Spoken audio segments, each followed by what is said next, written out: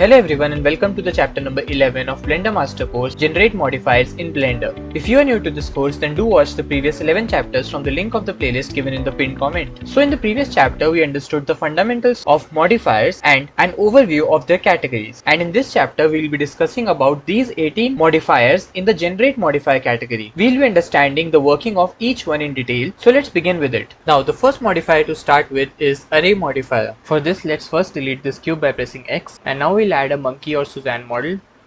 So to add the array modifier, with the Suzanne model selected, go to the Modify Properties editor, click on Add Modifier, and in the Generate category, select Array Modifiers. So basically what this array modifier does is that it creates copies of the object by placing the copies in an array with each copy offset from the other. To increase the number of duplicates or the copies of the object created, we can do it using the count button here. So we can increase the number of duplicates from the count option here. Now by default, this relative offset option is turned on in the array modifier, and the relative offset means that it uses the overall size of the object as a reference for determining the distance or the displacement between the arrayed items, which means that if I increase the x factor, then the offset, or basically the distance between the duplicates or the copies of the object, will increase like this.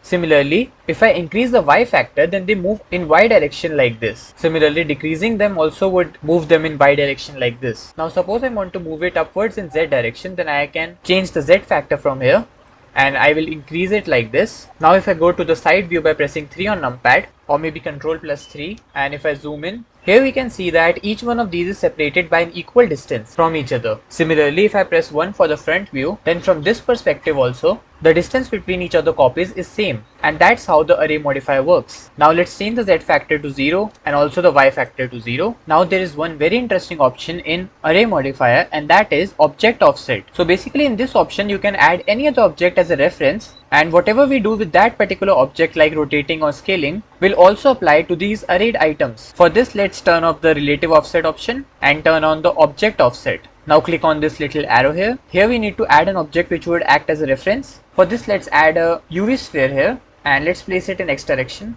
Let's deselect the Suzanne model, and you can select this UV sphere as the object by clicking on this eyedropper and then selecting the UV sphere. Now to see the results, we have to select the UV sphere, and now if I rotate it like this, then the arrayed items would also begin to rotate. But one thing to notice is that the original object, that is this one, would not show any transformations, but all the other duplicate objects would show it. For example, if I scale it, then all the arrayed items would also scale up, but you will observe that this one scales the most in comparison to this one. Similarly, this one will scale up more in comparison to this one, and the same for others. So the original one would not show any effect, and then the effect keeps on increasing. And so that's all in the array modifier. Now the next modifier on our list is the bevel modifier, but before that, let's clear it all by pressing A and press X to delete. And now let's add a cube by pressing Shift plus A and select cube. To see how the bevel modifier works, let's apply the bevel modifier to this cube. For this, we'll go to Add Modifier, then Generate and select Bevel. We see that the edges of this cube have been beveled. It's the same bevel that we also apply using the Ctrl plus B shortcut when we are in the edit mode, but it's mostly better to apply it using this modifier. And the reason for this is that suppose you would have edited this cube and applied bevel, and if you're working on a big project, then undoing that bevel is not possible. But in case you have applied this modifier to apply the bevel, you can easily remove this bevel effect by clicking on this crosshair. This would remove the bevel modifier, and it also works with all other modifiers, and that is the biggest advantage of modifiers. Normally in edit mode, whatever changes you make cannot be undo after a particular point of time, but modifiers always give you the option to remove them unless and until you apply them by clicking on this arrow and clicking apply. But in most of the cases you won't apply them, because even without applying it would show you the results. Similarly, you can also apply bevel to the vertices by clicking here, and now you can increase the amount from here, and you will notice that the vertices are now beveled, and you can even change the number of segments from here. So let's increase the number of segments. So now a cube appears something like this, like a dice. So these are the two options available in bevel, the vertices and the edges. So you can apply any of these based on the shape that is required by you. And now the third modifier on our list is the boolean modifier. So the boolean modifiers are used to create shapes by adding or subtracting one object from the other. For this, first let's delete this cube and add a new cube in its place, and let's also add a UV sphere and move it up in the Z direction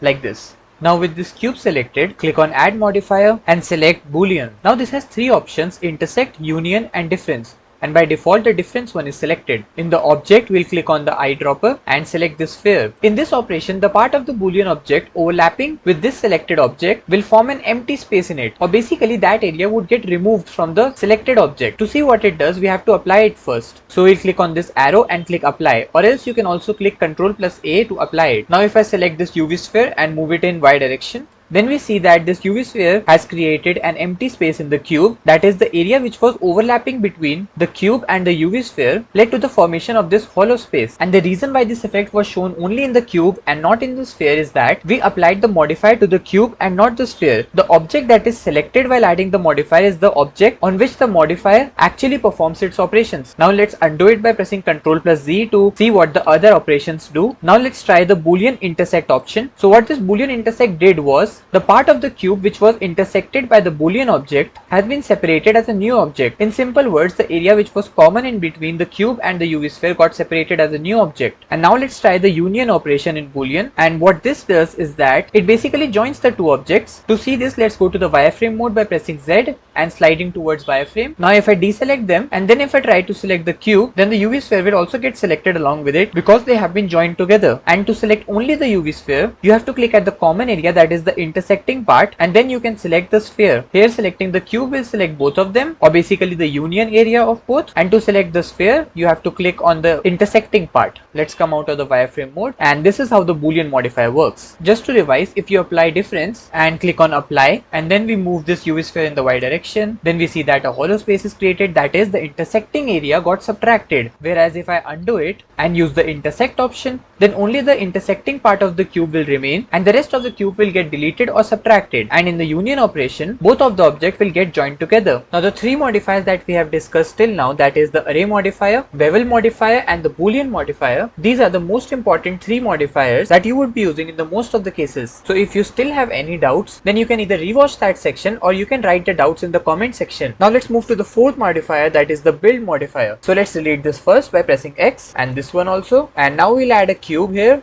First, let's understand what does build modifier do. So the build modifier creates the effect of something building linearly over a period of time. Although any object can have a build modifier, but to see a nice effect, a high vertex count is required. That is, your object should have a high number of vertices. For this, let's tab into the edit mode. Let's scale it up in Y direction, and let's subdivide it by right mouse button and click subdivide. And to increase the number of divisions, click here where it's written subdivide and increase the number of cuts from here. Let's change it to 8. And now to see the functioning of the build modifier, let's tab into the object mode, click on add modifier and select build. We see that our object disappeared. Now to see what has happened, click on this play button here, which plays the animation for you. And you will observe that the object is getting reconstructed, and that's what the build modifier do. It creates an animation effect of the object building over time. By default, it starts from frame 1 and ends on frame 100. Now, although we have not covered animation yet, but you can understand it in this way that by default, 24 frames together comprise 1 second of animation. And this animation started from frame 1 and the length was 100. So it ended after 100 frames. So the animation was around 4 seconds. You might understand it better when we learn animation properly, but you can try this effect with different types of objects. You just need to select an object, apply the build modifier and press the play animation button to see the animation effect. Now the next modifier on our list is the decimate modifier. To understand the decimate modifier, first we have to delete this and let's add a Suzanne or the monkey model here. Now let's tab into the edit mode and let's subdivide so that we can increase the number of vertices in it. Let's set the number of cuts to 2. Now we can see that there are a lot of vertices in our Suzanne model. Now if I tab into the object mode and suppose I want to decrease the number of vertices or the faces in this model, so this can be done by using the decimate modifier. So let's go to add modifier. In the generate section, go to decimate. Now this ratio bar here represents the vertices or the faces in your model. If it's set to 1, then it means that it has the original number of vertices or the faces in it. But suppose I reduce it to like 0.02, then we observe that the number of vertices or the number of faces in this model has decreased drastically. To see its effect in the edit mode,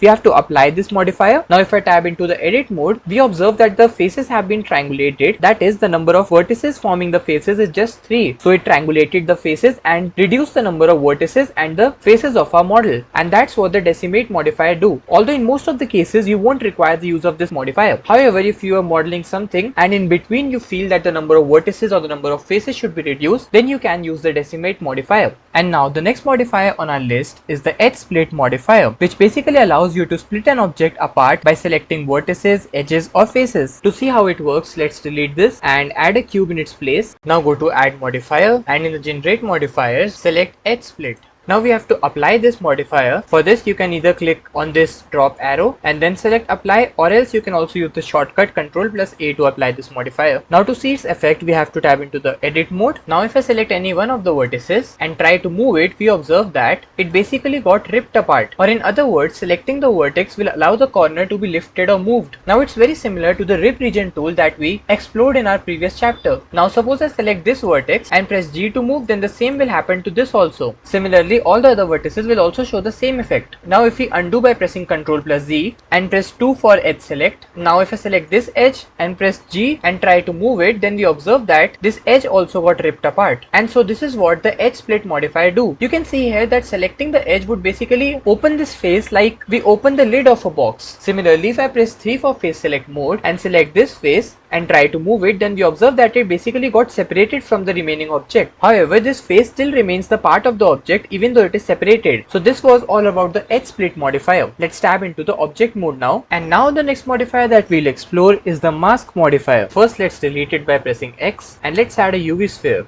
Now the mask modifier allows you to limit what part of a mesh displays in 3D view editor or what part renders, and the part of the mesh is defined by a vertex group. Let's understand this with the help of example of this UV sphere. For this, first tab into the edit mode, press 1 for vertex select, and now we need to create a vertex group. Now you might think, what exactly is a vertex group? So vertex group is simply a group of some vertices. Suppose I select some random vertices here, then click on this triangle icon which represents the object data properties, and here you can find the option of vertex group. If I click this plus icon, then it will create a new vertex group, and if I want these vertices to be a part of this group, I'll click on assign. And now if I deselect these vertices and suppose I want to select the same vertices again, so with this vertex group selected, I'll click on select and those particular vertices will get selected. So basically this group consists of all these vertices. Now let's apply the mask modifier. So we'll go to the modifier properties editor, click on add modifier, and in the generate select mask. Now in the vertex group option here, we'll add these vertices. So click here and select the group. This group represents the group of these vertices. And if we now go to the object mode, we will see only that part of the sphere which was defined by the vertex group. And if you want to reverse the selection, then you can click on this double-headed arrow, and now we will see the part of the sphere which was not defined by the vertex group, which means that the part of the sphere that was defined by the vertex groups is not being displayed, and we can see the remaining portion of the sphere. And this is what the mask modifier do. It allows you to limit the part of the mesh which it would display in the 3D view editor or the part of the mesh which will be rendered. So that's all in this modifier, and the next modifier in our list is the mirror modifier. For this, let's first delete this, and now let's add a UV sphere in its place. Now the mirror modifier allows the construction or the deformation of a mesh on one side of a center point to be duplicated or mirrored on the opposite side. To understand what it really means, tab into the edit mode and let's go to the top view by pressing 7 on numpad. Now we are going to delete half of the vertices of this UV sphere. For this, let's turn on the X-ray mode by pressing Alt+Z. So let's select these half vertices. Now press X to delete and select vertices. Now this is the half UV sphere. So if we go to the object mode and let's turn off the X-ray mode, and now if I ask you how can you complete this UV sphere, so the best way to do this is to use the mirror modifier. So let's click on add modifier, then go to generate and select mirror. Now our UV sphere is completed. So basically what it does is that it duplicates one side of the mesh to the other side based on the axis that we have selected here. In this case we have selected the X axis. So it created a duplicate along the X axis of our viewport. So you can select your axis from here based on your particular requirement. Now suppose I go to the edit mode, and if I select some of these vertices and try to edit them, like if I press G and move them, then we observe that the vertices on this side also show the exact transformations that we did on the vertices of this side. Basically it creates a symmetry on both the sides. So whenever you are making something which requires exact same symmetry on both the sides of your object, then you must use the mirror modifier. So now let's tab into the object mode, and the next modifier in our list is the multi-resolution modifier. Now the multi-resolution modifier can only be understood after we have learned sculpting in Blender. So we won't be covering it right now in this session. Now the next one is the remesh modifier. For this, let's delete this UV sphere. So to understand remesh modifier, we have to make a structure like this in our scene, and so we'll add a cube, and to make a hole like this in our cube, we'll add a cylinder in our scene and then apply the boolean difference modifier. So let's scale it down in the X and Y direction by pressing S and then Shift+Z. Now we'll select this cube and go to add modifier. Then in the generate section we'll first select boolean, and in the object we'll search for cylinder, and we'll apply this by pressing Ctrl plus A. Now if I select the cylinder and if I delete it, then our cube with the hole is ready now. Now let's go to the edit mode, and now we'll see how the remesh modifier works. For this, go to add modifier, then generate and select remesh. Now if you're making something which requires detailed modeling, then you can't work with such low number of vertices. Now some of you might think that you can apply the subdivide to increase the vertices. So if we right click and apply subdivide, then you will notice that the vertices are not properly added in our object. For example, in this area at the top of the face there are no vertices added, and that's why we use the remesh modifier. So for this we'll change the mode from voxel to sharp, and now if I go to the object mode and then apply this by pressing Ctrl plus A, and now if I go to the edit mode again, we see that the number of vertices have increased significantly. Now the reason why I went to the object mode before applying the modifier is that you can only apply a modifier to an object when it's in the object mode and not in the edit mode. So now you must have understood that the remesh modifier increases the number of vertices in your object for detailed modeling and evenly distributes them in your mesh. And if I undo it by pressing Ctrl plus Z 2 to 3 times, then you will observe that there are some options here, and the most important one for our use is the octree depth. The higher the octree depth, more will be the number of vertices, but do not increase it to something like 7 or 8 if your PC cannot handle it. So it's always advisable to keep the number to around 4 or 5 for best results, especially if you have a moderate PC.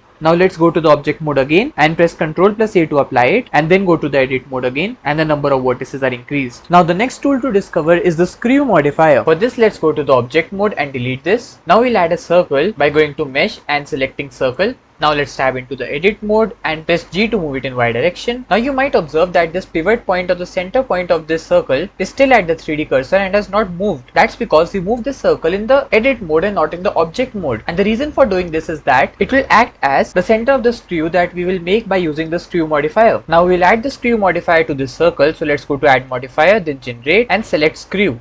And you can also change the axis from here where it's written XYZ. By default it sets in the Z direction, but you can change it by clicking on Y or maybe X. In X direction it looks something like this, like a donut, but we'll keep it in Z axis. And you can also change the orientation of the screw by rotating the circle. So if I press R then Y to rotate it in Y direction and press 90 degrees so that it rotates by 90 degrees and press enter, then it looks like this. And we can even scale down the circle and press left click to finalize. Now this looks good to form a screw. Now the screw modifier has many options here. The angle option will change the angle of revolution, so let's set it to around 300, and the screw option will change the offset along its axis, or basically the length of the screw, and iteration means the number of times this would repeat itself. For example, I've kept the iteration to 22 so that it would keep on repeating itself 22 times. But suppose I keep it to around 10, then it would repeat itself 10 times. And if I reduce its length by decreasing the screw value, then now it looks like a screw. So basically this modifier generates a spiral shape by revolving a profile or an object around an axis. And now we'll tab into the object mode, and here we have this option of axis object. To understand this, we have to add another object in this scene. So we'll add a cube, select the screw again, and to add this cube as the axis object, we'll press this eyedropper and select this cube. Now this cube has become the axis object for our screw, which means that this cube will now define the screw axis. For example, if I press G to move it, then you can see how the screw axis is changing itself. Basically the radius and the position of the screw is changing by moving this cube.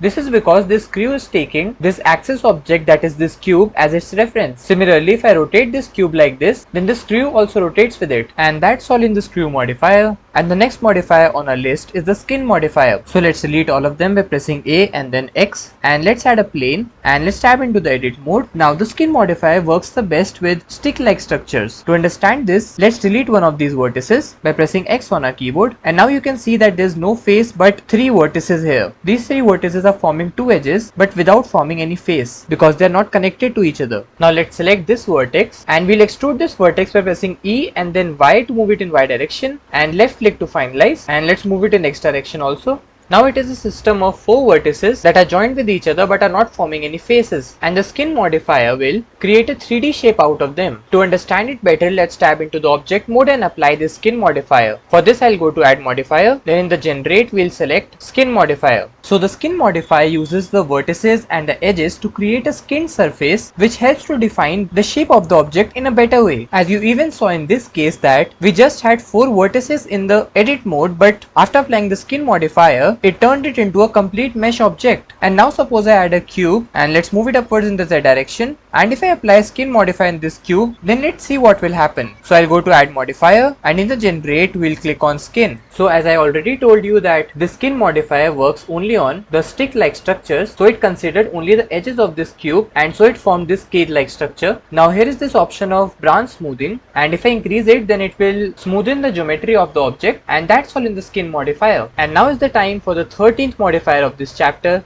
the solidify modifier. First let's delete all this by pressing A and then X. Now to understand how the solidify modifier works, let's add a cylinder in our viewport, and now we'll tab into the edit mode and press 3 for face select. Now let's select this face and press X to delete the face. Now what I'm trying to do is to make a cup from this cylinder, but if I tab into the object mode, you observe that this cylinder is very thin. It requires some thickness to be added to it, and that's where the solidify modifier helps us. So let's go to the modifier tab and let's add a modifier. We'll go to generate and select solidify.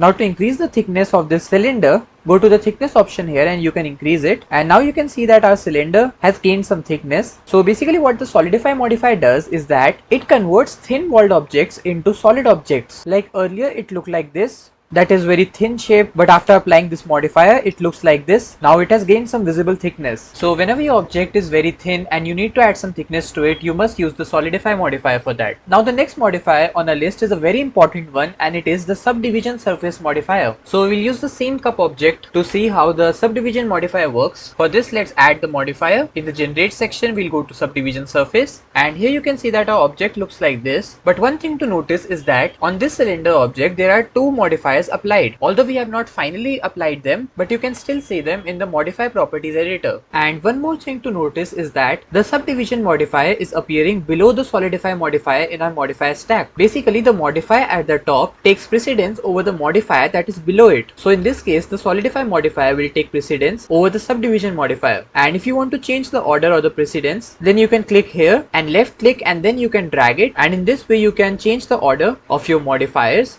So we'll place it below the solidify. Now let's come back to the subdivision modifier. So the subdivision surface modifier basically subdivides the surface of an object by adding vertices, edges and faces, and it helps to give the surface of the object a smoother and a rounded appearance. And all these things are important while you are editing a very detailed object. But you might see here that the cup is not perfectly rounded, and to improve this you have to change the levels viewport number from here. Let's set it to 3 or 4, and now you can see that the cup is much more rounded than before. Similarly, if I increase it to 4, then its shape is improved much more than before. Now this levels viewport means the number of subdivisions it will show in our viewport. However, if you will render this, then you won't get the same results because the render number is not the same as the levels viewport number. So before rendering you must also increase the render number to around 4 so that you can get the same results. Viewport means the display that you are seeing right now, and render means the final image that is obtained after you click on render and then render image. So now the next modifier is the triangulate modifier, and to understand it we have to delete this cup and let's add a Suzanne or a monkey model. Now right now you can see that each face of this model is made up of 4 vertices here. But suppose you are in a situation where you want each face of your model to have just 3 vertices, and for this you can use the triangulate modifier. So let's go to add modifier, and in the generate section we'll select the triangulate, and now you can see that each face of your model has 3 vertices now. So basically what the triangulate modifier does is that it reduces the number of vertices of each face in your model to a lower number. Now you will be using this modifier in very rare circumstances only, or basically after you have applied subdivision on your mesh model and there is some fine detailing in your model and you want to keep it consistent while you're exporting it or rendering it, then you will require this modifier, but in most of the cases you won't require it. So now let's move on to the next one, which is the volume to mesh modifier. So to understand it, let's delete this and let's add a torus object in our 3D viewport. So a torus object looks something like a ring. Now in simple words, the volume to mesh modifier means that it turns volume to mesh. So at the first place we need to have a volume in our scene. But as you can see that this torus is just a mesh object and not a volume. To add some volume to this mesh, press Shift plus A and go to the volume and select empty. we will use this empty volume to add some volume to the torus object. And to do this, with the empty volume selected, go to add modifier, and in the generate go to mesh to volume. Now the mesh to volume means that it will give some volume to a particular mesh that we will select here. So in the object, click on this eyedropper and select the torus object. Now to see if our torus object has gained some volume or not, we'll hide the torus object, and this camera button here indicates that even if we have hidden this, but it will still appear in our final render. So for now, I'll turn off the render display also. Now you can see that even after I turned off the display for torus, you can still see a slight volume of the torus object, and we can increase the density of this volume from here. So if I increase it to 4, then it looks better now. And in this way our torus object has gained some volume.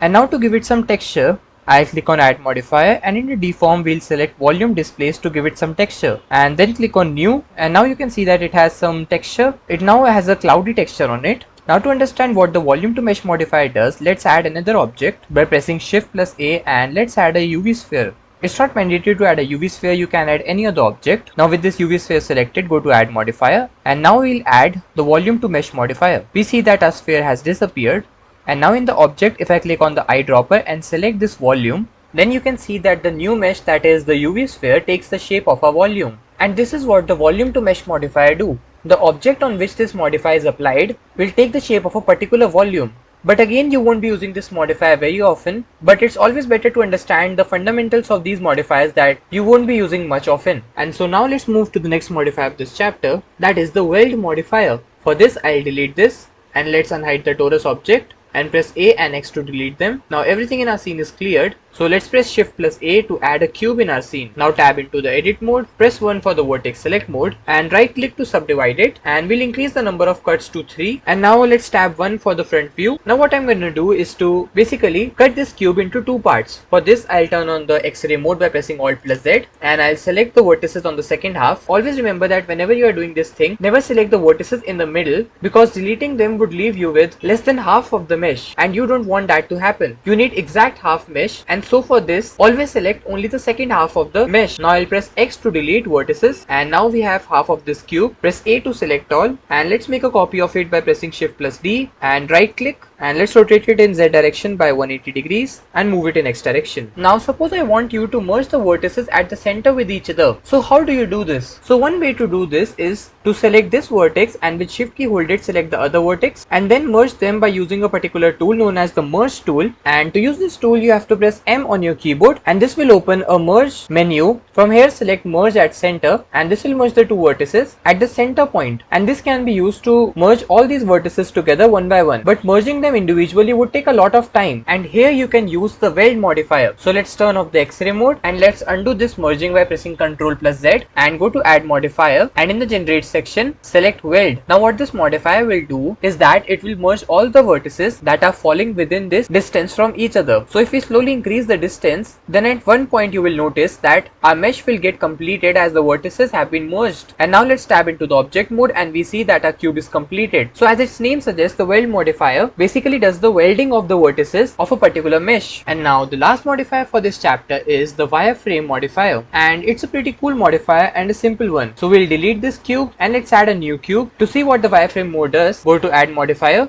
and in the generate section select wireframe. So basically the wireframe modifier converts a solid display as seen in the solid viewport shading to stick or wireframe display. Or to increase the thickness of these sticks, you can go to this thickness option here and increase it, and now it looks like this. So it's an interesting modifier that you can use if you want to make stick-like structures from your mesh. And so this brings us to the end of this chapter, since we have covered all the modifiers in the generate modifier section. So do tell me in the comments if you like this chapter or not. Our next chapter is gonna be the chapter number 12, deform modifiers. So don't forget to subscribe to our channel and press that notification bell so that you can get timely updates about the upcoming chapters. Thank you for watching, and we'll see you in the next one.